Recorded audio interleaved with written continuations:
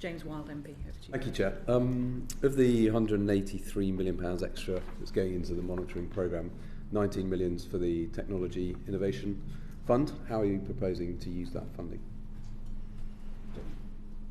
So £18.5 million over 3 years, 3.5 this year, ramping up to 7.5 at years 2 and 3 of the SR.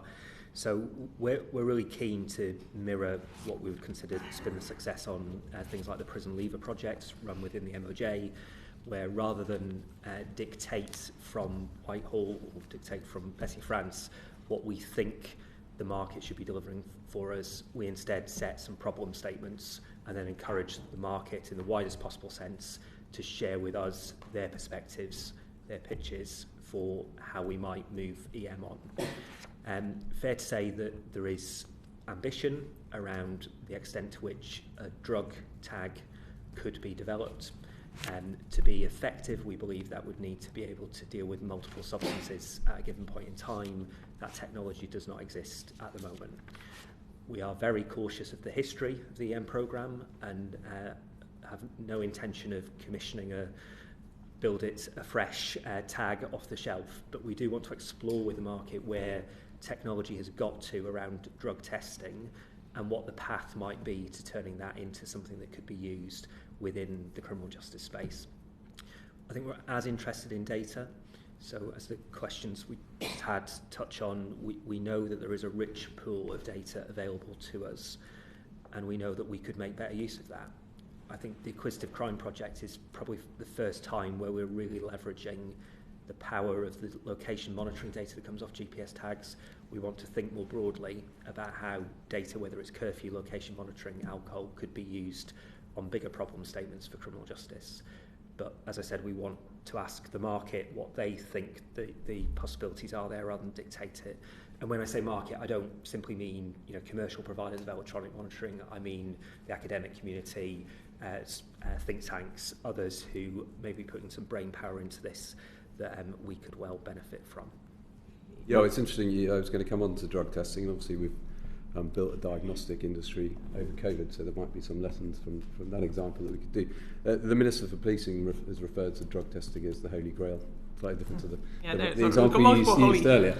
But how close do you think we are? Are we talking 3 years, 5 years? What's your kind of working assumption? We had a session recently with a futurologist. I'm not a futurologist. I don't want to try to speculate on how quickly the market could get there. It doesn't feel imminent is probably how I would sum it up in civil service style. But it's a good example of why important it is to be putting some investment into this innovation fund. So one of the things, I'm sure we'll come on to lessons learned, one of the things that we have learned is the attempt to build oneself, both the hardware and the software, was not something that reaped great rewards for the programme or the department. So off the shelf is where we're headed, but nonetheless, if you only go off the shelf, you're not seed funding some of that innovation. And as a principal accounting officer, innovative tech fills me with the same degree of gloom as it does the Public Accounts Committee. But nonetheless, we do want to do innovation things because, as you say, our ministers are absolutely keen that we look into furthering it into drugs and wider spaces. I think there's something different, isn't there, about putting money into a fund like that than innovatively procuring something, perhaps. Do you feel confident that the fund, by investing in that fund, you're investing in something that will have wider ramifications for the public sector rather than just the normal procurement? So last time I was in front of the committee, we were talking about innovation, and I do think this is an area where we are doing something that could genuinely be, game-changing depending on the technology. And I think Jim is right, we can't make any predictions because we don't know, but our hope is that this could be really significant. And when we're, the number of people that we obviously have in custody, it can only be good. And given the government's focus on protecting the public and reducing reoffending, it can only be a good thing if it turns into something. Mr. Wild. Good, well, that's encouraging. Just one other area we haven't sort of touched on really is around domestic abuse offences, where I believe there's been a pilot in London. What is the early findings of that pilot in terms of how successful that's been? So I think a couple of pilots around the country, London and then also West Midlands Police have been doing some work, I think, recently. So the challenge is the one that Antonio touched on earlier. The volumes are so small you can't really draw conclusions around statistically significant impact. but all of the indications are that there are a group of individuals, victims and offenders, where it feels pretty certain that EM is part of the solution. And one of the things we've committed to do as part of expansion is to roll out the use of GPS devices for higher risk domestic violence perpetrators in 2023.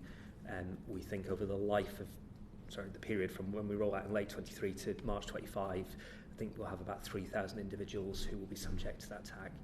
And we're not doing it now because we are trying to smooth or spread the change load of expansion.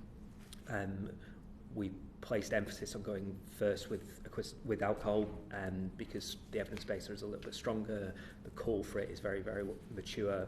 Acquisitive crime was next, and then domestic violence is essentially the kind of third plank of that expansion strategy. Good. Thank you. Thank you very much, Mr. Wild. Kate Green, MP.